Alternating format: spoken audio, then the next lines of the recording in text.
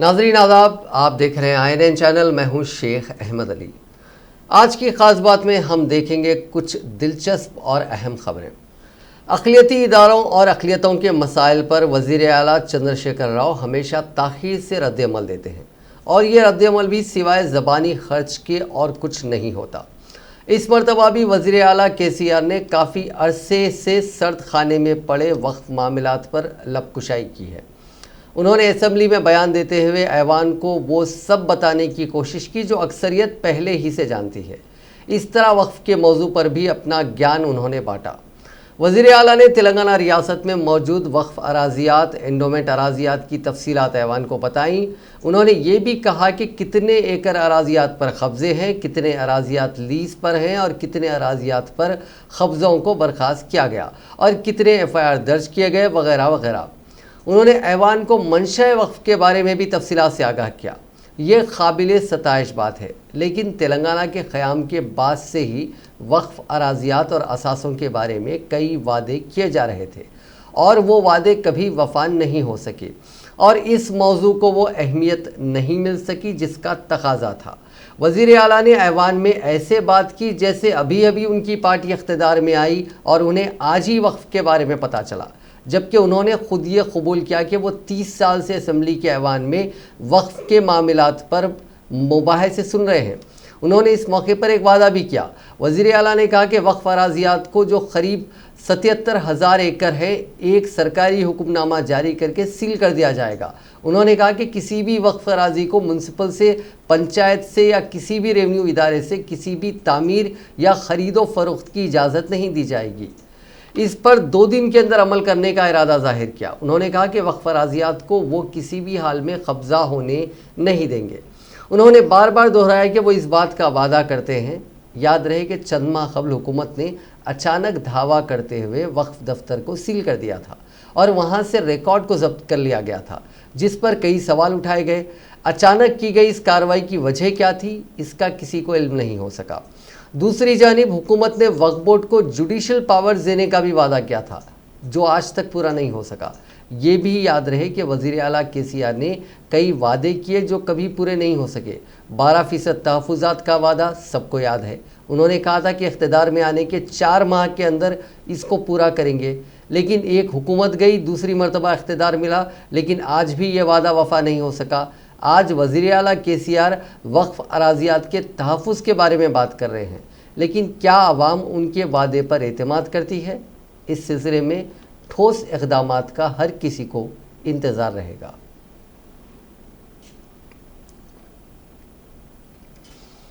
बेरोज़गारी एक ऐसा तकलीफ़दा मौजू है जिस पर ना मरकज़ी हुकूमत और ना ही रियासती हुकूमत बात करना चाहती है। यही वजह है कि ना मरकज़ की मोदी हुकूमत और ना तेलंगाना की KCR हुकूमत इस जानिब तवज्जो देना चाहती है। मुल्क में बेरोज़गारी की शरह सबसे ख़तरनाक हद तक नीचे गिर गई है। कुछ तो कुदरती वजूहात से बेरोज़गारी बढ़ी है, लेकिन हकीकत में ये हुकूमत की नाकारा पॉलिसियाँ हैं जो इस भयानक बेरोज़गारी की वजह है। लेकिन मोदी हुकूमत और उसके पालतू मीडिया के लिए ये बात कंगना के ऑफिस से ज़्यादा अहम नहीं है, इसलिए वहाँ इस पर कोई चर्चा नहीं होती। बात करते हैं तेलंगाना की। यहाँ पर KCR की हुकूमत ने भी रोज़गार के कई वादे किए, लेकिन आम रोज़गार पैदा करने के बजाय सिर्फ चंद साहूकारों के यार बन बैठे। अवामी सतह पर रोज़गार पैदा करने के लिए तेलंगाना में भी कोई ठोस इक़दाम नहीं किए गए, बल्कि 2019 के असम्बली इंतखाबात में बेरोज़गारी के मसले से फ़ायदा उठाने के लिए बेरोज़गारी भत्ते का वादा कर दिया गया था। वो वादा आज तक हवा में है और बेरोज़गार समाज में, लेकिन इस जानिब कोई पहल नहीं हो सकी। इंतखाबात के दौरान बड़े ज़ोरों शोर से इस वादे का प्रचार किया गया। लोगों ने एक वेबसाइट पर अपनी तफसीलात भी दर्ज कर दी, लेकिन अभी तक हाथ कुछ नहीं लगा और आज तक ये भी 15 लाख वाला ही वादा साबित हुआ। 1 साल कबल अपनी बजट तकरीर में भी वज़ीर आला KCR ने इस पर बात की थी और कहा था कि इस मसले पर इम्कानात का अहाता करके जल्द ही फ़ैसला किया जाएगा, लेकिन फ़ैसला होना था सो नहीं हुआ। अब ऐवान में इस पर सवाल किया गया तो हुकूमत रिकॉर्ड तलाश करने में मसरूफ़ है। अभी तक ओहदेदारों को इस बात का पता ही नहीं है कि बेरोज़गारी भत्ता किस मद में और कौन सा महकमा देगा। इसका मतलब यह है कि एक तो रियासती हुकूमत आवाम को रोज़गार देने के लिए संजीदा नहीं है, दूसरे ये कि बेरोज़गारों के साथ भोंडा मजाक भी जारी है। अभी तक ये भी तय नहीं हुआ कि अहल बेरोज़गार कौन है। इस बात के खदोखाल भी तय नहीं हो पाए। सितंबर में असेंबली सेशन जारी है और पता नहीं कि हुकूमत इस बारे में क्या ऐलान करने वाली है। खुद हुकूमत को भी इस बात का अंदाज़ा नहीं है कि वो ऐवान को इस सिलसिले में क्या जवाब देगी। सरकारी मुलाजिमतों और खानगी शोबे में मुलाजिमतों का फुकदान है। सरकारी महकमों में कई जायदादों पर ओहदेदारों को तकर्रुर करना बाकी है, लेकिन इस जानिब कोई पेशरफ नहीं है। दूसरे ये कि जो मौजूदा सरकारी मुलाजिम हैं उनकी तनख्वाहें भी वक्त पर अदा नहीं हो रही हैं, लेकिन केसीआर ने बड़ी ही सफाई से बेरोज़गारों को भी भत्ता देने का ऐलान कर दिया। इस पर अभी तक कोई फैसला ही नहीं हो पाया। इससे साबित होता है कि हुकूमत और बेरोज़गारों के मसले पर कितनी संजीदा है।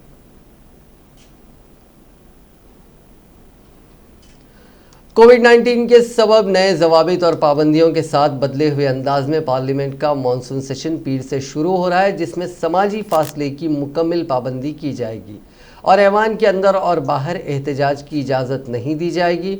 मुल्क की पार्लिमानी तारीख में पहली बार ऐवान में वक्फ़े सवालात नहीं होगा और एक ही ऐवान के मेंबरान पार्लियामेंट के दोनों ऐवानों में और मुशाहिदीन गैलरियों में बैठेंगे।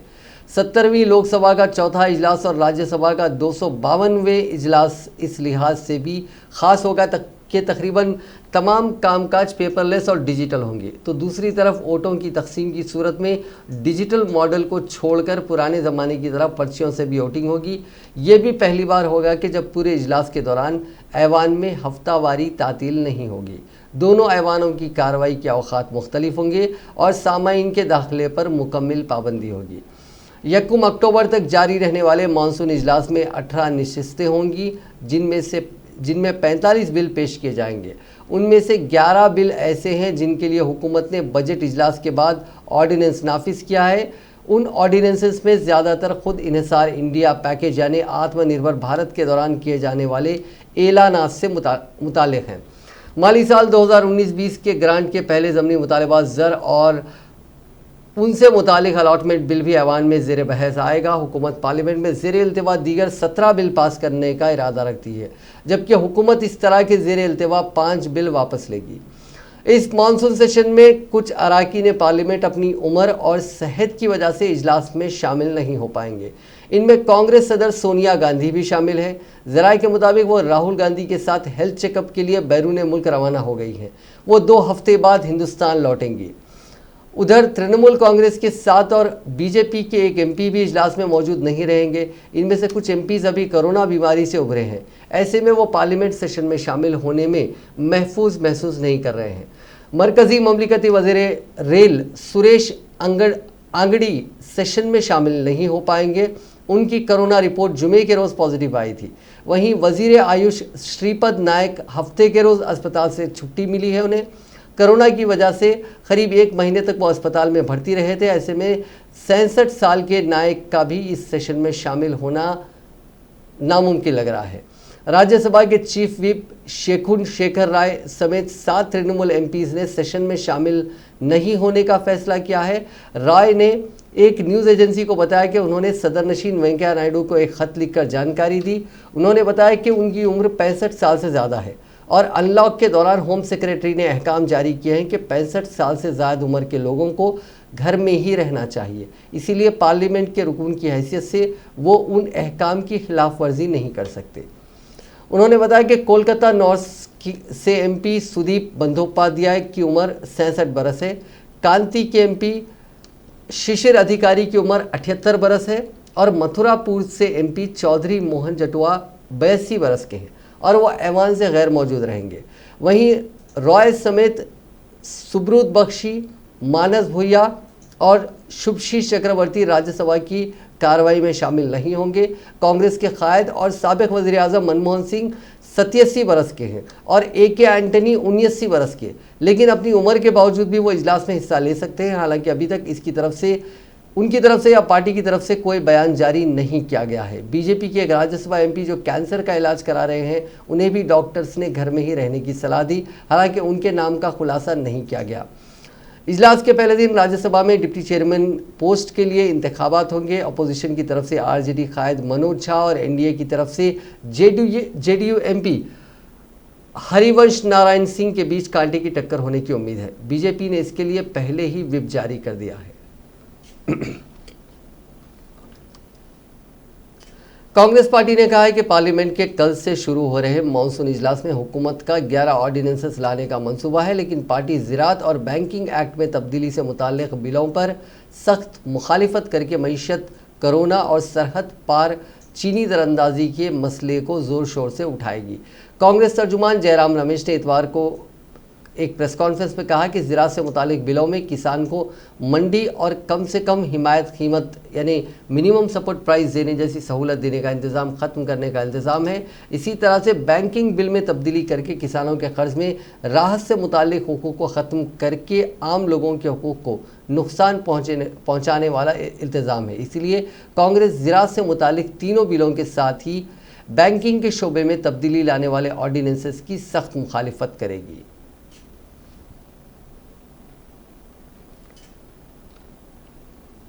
कोरोना वायरस से दुनिया में अब तक 2,90,00,000 लोग मुतासिर हो चुके हैं। 9,25,373 लोगों की जान जा चुकी है। अच्छी बात यह है कि 2,08,67,685 लोग ठीक भी हो चुके हैं। इसी बीच 2 अमरीकी कंपनियों ने वैक्सीन के तीसरे फेज़ का ट्रायल शुरू करने का ऐलान किया है। फाइज़र और बायोएनटेक फार्मा कंपनी ने इतवार के रोज़ कहा कि जल्द ही ट्रायल के अगले फेज़ के लिए वॉलंटियर्स का एनरोलमेंट शुरू होगा। तीसरे फेज़ में 44,000 लोगों को वैक्सीन लगाया जाएगा। पहले कंपनी ने इस फेज़ के लिए 30,000 लोगों को वैक्सीन लगाने का निशाना रखा था। वहीं ब्रिटेन हुकूमत ने बढ़ते मामलात को देखते हुए कुछ इलाकों में पाबंदियां लागू करने का फैसला किया। करीब 80 लाख लोगों को इस पर अमल करना होगा। हुकूमत का मानना है कि अभी कोरोना को लेकर काफ़ी बुरा वक्त है, इसीलिए क़वायद पर सख्ती से अमल कराया जाएगा। ब्रिटेन में अब तक 3,67,592 मामले सामने आए हैं और 41,712 अफराद की मौत हुई है।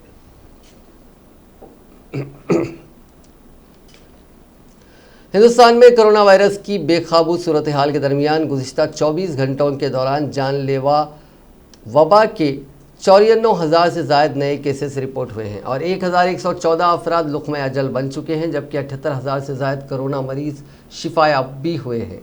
मरकज़ी वज़ारत सेहत की जानिब से इतवार को जारी ताज़ा तरीन आदाद और शुमार के मुताबिक गुज़िश्ता 24 घंटों के दौरान 94,372 नए केसेस रिपोर्ट होने के बाद मुतासरीन की मजमूई तादाद 47,54,357 हो गई है।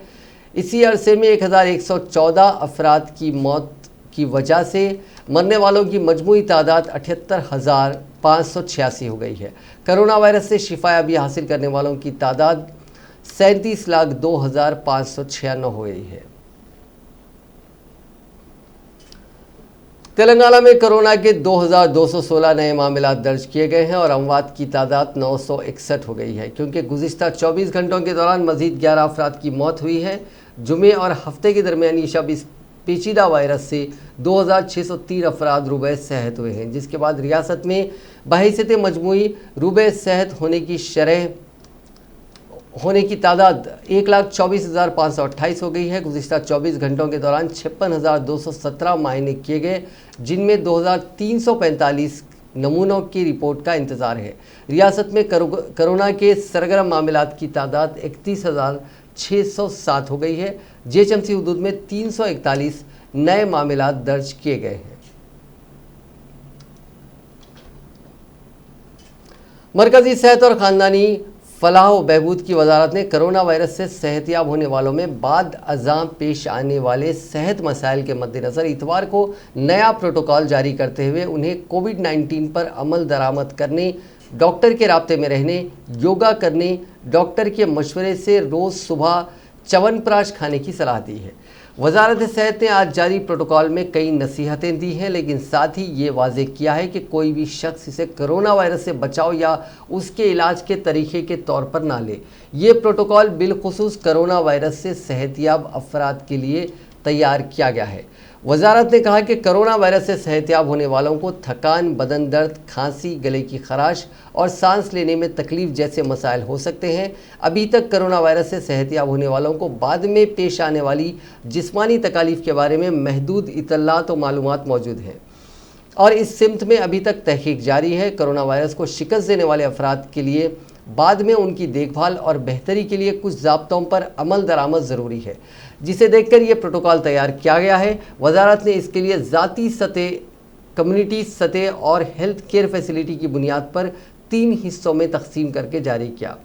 वजारत ने साथ ही डॉक्टरों के मशवरे के बाद कुछ आयुर्वेद की दवाएं लेने और योगा की सलाह दी है। वजारत ने कहा कि ज़ाती सतह पर कोरोना वायरस से सेहतियाब अफराद को मास्क का इस्तेमाल, हाथों की सफाई, सांस से मुतालिक सफाई और जिस्मानी दूरी जैसे कोविड-19 के कारआमद हिदायत पर अमल दरामद करना चाहिए। उन्हें बेहतरीन मिकदार में गर्म पानी पीना चाहिए। गर्म पानी पीने से कोई दूसरी तकलीफ ना हो जब ही उसका इस्तेमाल करना चाहिए। उन्हें आयुष के अहल डॉक्टर की सलाह पर क़ुव्वत मुदाफ़ियत बढ़ाने वाली यानी इम्यूनिटी बढ़ाने वाली आयुष की दवाएं जैसे आयुष क्वाद, शमशानी वटी या गुलवाई का पाउडर, अश्वगंधा का पाउडर, आंवला या आंवला का पाउडर लेना चाहिए। अगर सेहत बेहतर लगे तो घर का काम करना चाहिए, लेकिन दफ्तर का काम उन्हें धीरे धीरे शुरू करना चाहिए।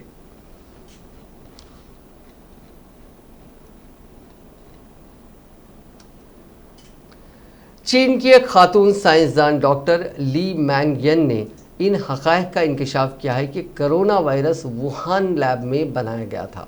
उन्होंने कहा कि चीन इस मामले को छुपा रहा है और जल्द ही वो साइंसी सबूत फराहम करेंगी।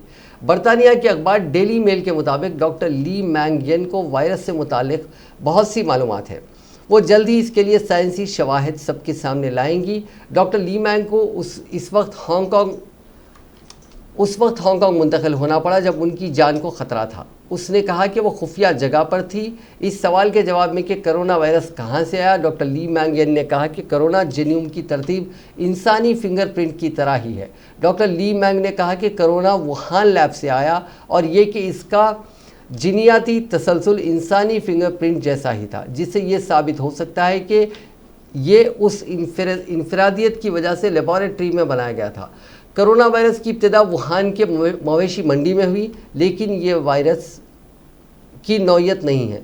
मुल्क छोड़ने से पहले चीनी हुकूमत ने अपना डेटाबेस से मालूमात के हर टुकड़े को हदफ कर दिया। डॉक्टर ली मैंग ने कहा कि मैं चीनी हुकूमत और चीनी सदर की फितरत को जानती हूँ। उन्होंने बताया कि उनके साथियों ने उनके अल्फाज को अफवाह करार दिया था। डॉक्टर ली मैंग ने कहा कि जब उन्होंने पहली बार उन्हें बताया कि वायरस एक शख्स से दूसरे शख्स में फैल रहा है और वो सच बोलना चाहती हैं क्योंकि उन्हें अपने पेशे के साथ इंसाफ करना है।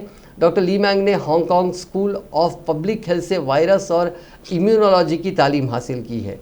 कोरोना वायरस का मुताला करने वाली वो पहली साइंसदान डॉक्टर थी।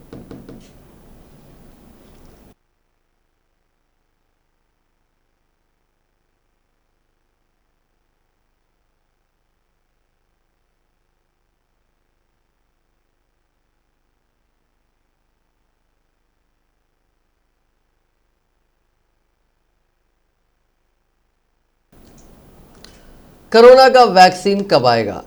सबसे पहले कहाँ आएगा, कैसे मिलेगा, कीमत क्या होगी और दुनिया में हर एक इंसान तक ये कैसे पहुँचेगा? यही सवाल आज दुनिया के हर इंसान के जहन में चल रहे हैं, एक साथ चल रहे हैं, बार बार चल रहे हैं। आइए इनका सच जानते हैं। दुनिया भर की 20 से ज़्यादा फार्मास्यूटिकल कंपनियां और हुकूमतें दिन रात कोरोना वायरस वैक्सीन बनाने के काम में लगी हुई हैं। वो वैक्सीन को लेकर रूल बुक लिख रही हैं, रोज़ इसे अपडेट भी कर रही हैं, यानी कितनी प्रोग्रेस हुई। लेकिन अभी तक महज 10% वैक्सीन ट्रायल कामयाब हुए हैं। वहीं एक अंदाजे के मुताबिक अगर वैक्सीन बन जाती है तो दुनिया भर में इसकी सप्लाई के लिए करीब 8000 जंबो जेट्स की ज़रूरत होगी। All India institute of medical sciences में रोमेटोलॉजी डिपार्टमेंट में एचओडी डॉक्टर उमा कुमार कहती हैं कि कोई भी वैक्सीन आने के बाद इफ़ेक्टिव होगी या नहीं ये अभी बिल्कुल नहीं कहा जा सकता, क्योंकि अभी सभी कंपनियां जल्दबाजी में वैक्सीन बनाने में जुटी हैं। दूसरी सबसे अहम बात होगी कि वैक्सीनेशन के बाद जो इम्यूनिटी डेवलप हो रही है वो प्रोटेक्टिव है कि नहीं, ये बात धीरे धीरे पता चलेगी। क्या वैक्सीन के साइड इफ़ेक्ट्स भी होंगे? ये मुमकिन है, लेकिन वैक्सीन के साइड इफ़ेक्ट्स हो रहे हैं या नहीं, इसे देखने के लिए कुछ वक्त का इंतज़ार करना पड़ेगा। एक स्टडी के मुताबिक कोरोना से बनने वाली एंटीबॉडीज़ करीब 5 महीने तक ही असरदार हैं। ऐसे में कुछ कहा नहीं जा सकता कि वैक्सीन कितनी असरदार होंगी, क्योंकि दुनिया में वैक्सीन बनाने की होड़ लगी हुई है, इसलिए हमें इसके रिजल्ट को देखने के लिए लंबा इंतज़ार करना पड़ेगा।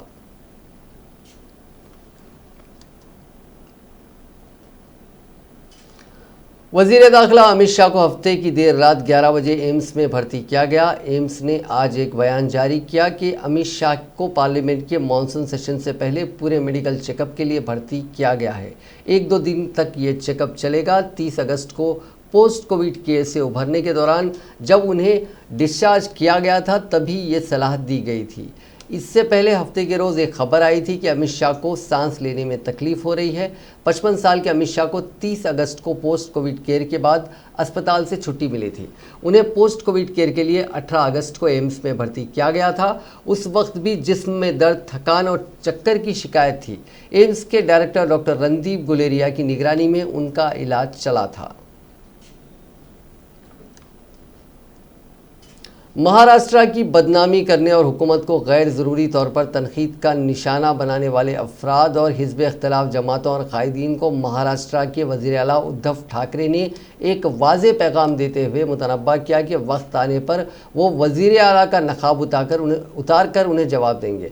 वाज़े रहे कि कोरोना वायरस के फैलाव और दीगर मसाइल के सिलसिले में वज़ीर आला उद्धव ठाकरे रियासत की आवाम से मुतअद्दिद बार खिताब कर चुके हैं। ताहम इस बार उन्होंने काफ़ी दिनों बाद आवाम से खिताब का ऐलान किया था और सबकी निगाहें इस बात पर लगी थी कि रियासत में इस वक्त जारी मसाइल और हिज़्ब इख्तिलाफ की जानिब से सुशांत सिंह राजपूत केस, कंगना रनावत केस और मराठा रिजर्वेशन मुलतवी होने के तनाजुर में उद्धव ठाकरे हुकूमत के खिलाफ इल्ज़ामात और हुकूमत को निशाना बनाए जाने के सिलसिले में क्या जवाब देते हैं।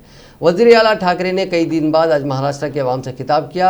आज फेसबुक पर खिताब के दौरान उन्होंने अपोजिशन को मुतनब्बा किया कि कुछ लोगों ने ये सोचकर अपनी सियासत शुरू की होगी कि कोरोना ख़त्म हो चुका है, अभी मैं सियासत के बारे में बात करने जा रहा हूँ। ताहम मैं यकीनी तौर पर चीफ मिनिस्टर के ओहदे का नकाब उतारूँगा और महाराष्ट्र को बदनाम करने के लिए की जाने वाली साजिश के बारे में बात करूँगा।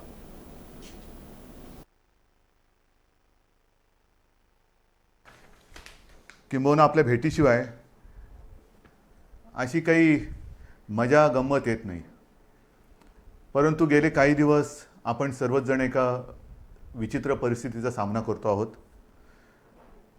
पाहता पाहता मार्चपासून आजपर्यंत किती महिने झाले म्हणजे हे जवळपास वर्षाचं निघून गेले।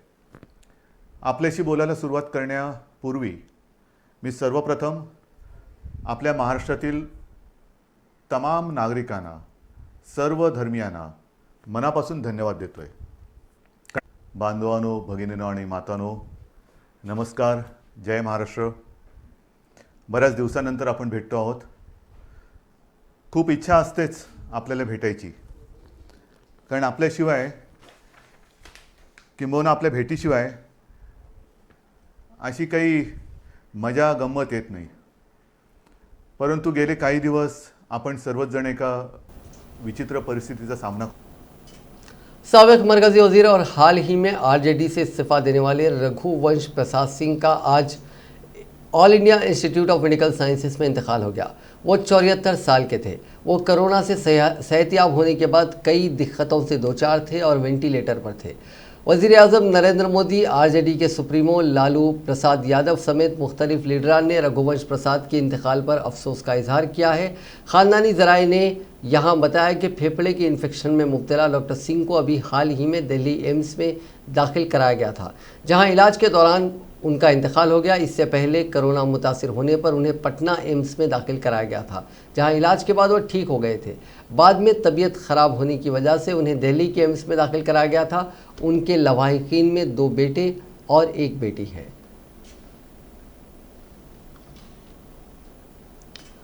मुल्क भर के मेडिकल कॉलेज में एडमिशन के लिए होने वाली NEET 2020 का इम्तिहान इतवार के रोज़ शाम 5 बजे कामयाबी के साथ मुकम्मल हो गया।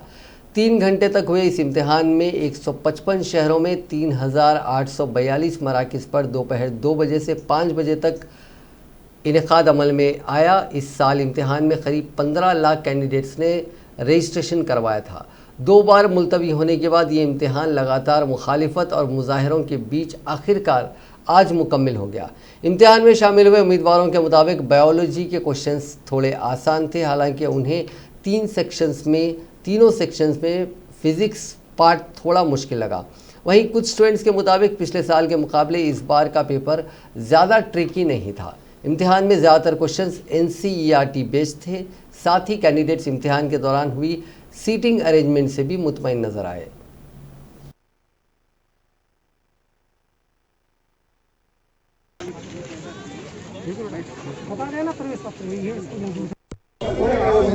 ಅಲೋಡ್ ಇಲ್ಲಮ್ಮ ಕೊಟ್ಬಿಡಿ ಏನು ಅಲೋಡ್ ಇಲ್ಲಮ್ಮ ಇನ್ನ 3 ಜನ ಕಳಿಸಿ ಸಾಕು ಎಲ್ಲ ಪೇರೆಂಟ್ಸ್ ದಯವಿಟ್ಟು ಎಲ್ಲ ಆ ಕಡೆ ರಸ್ತೆ ಮೇಲೆ ನಿಂತ್ಕೊಳ್ಳಿ ಒನ್ ಬೈ ಒನ್ ಸಾಕು ಸಾಕು ಯಾಕಪ್ಪ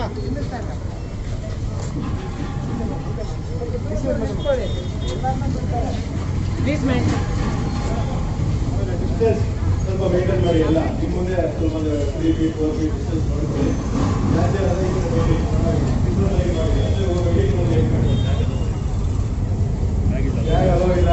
ಎಲ್ಲ ಪೇರೆಂಟ್ಸ್ ಕೊಡ್ರಿ ಏನು ಅಲೋ ಇಲ್ಲ ಇಲ್ಲಿ ಒಂದು ವಾಟರ್ ಮಾಡ್ಕೊಂಡು ಒಂದು ಡಾಕ್ಯುಮೆಂಟೇಶನ್ ಅಷ್ಟೇ ಇಲ್ಲಿ ಪೆನ್ನು ಕೂಡ ಅವರೇ ಕೊಡ್ತಾರೆ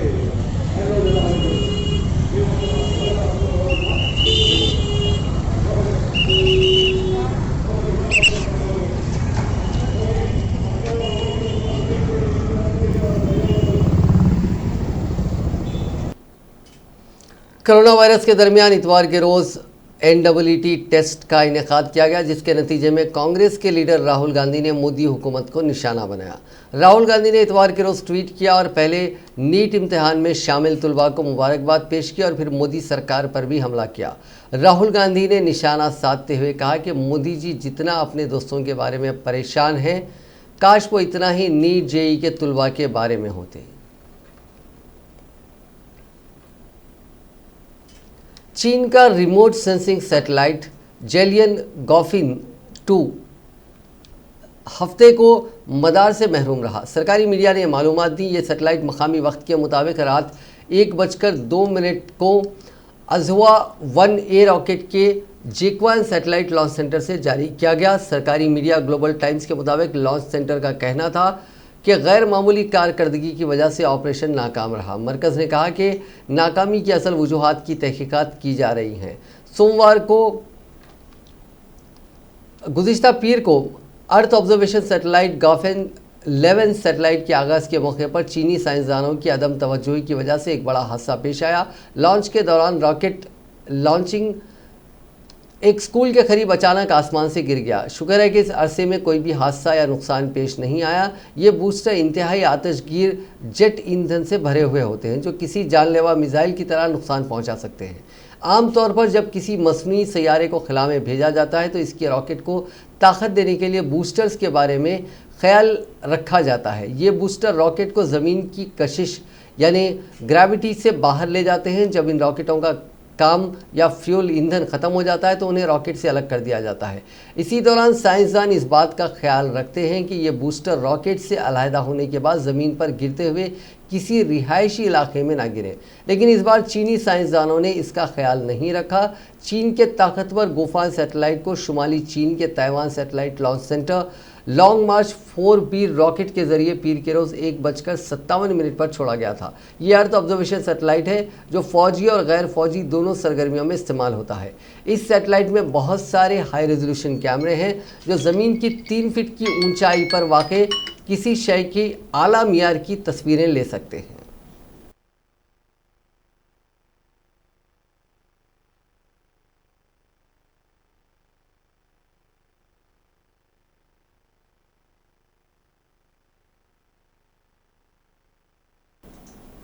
जापान की वर्ल्ड नंबर 9 नाओमी ओसाका ने US ओपन का खिताब जीत लिया है। उन्होंने फाइनल में बेलारूस की विक्टोरिया अजारेंका को 1-6, 6-3, 6-3 से हराया। ओसाका ने 3 साल में दूसरी बार US ओपन जीता है। वो 26 साल में पहला सेट हारने के बाद फाइनल जीतने वाली पहली खिलाड़ी हैं।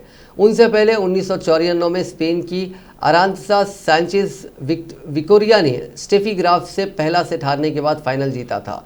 ओसाका को प्राइज मनी के तौर पर $3 मिलियन यानी करीब 22 करोड़ 54 लाख रुपए मिले हैं।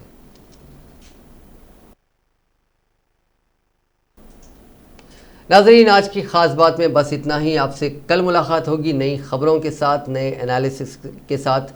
फ़िलहाल दीजिए इजाज़त। खुदा हाफिज़।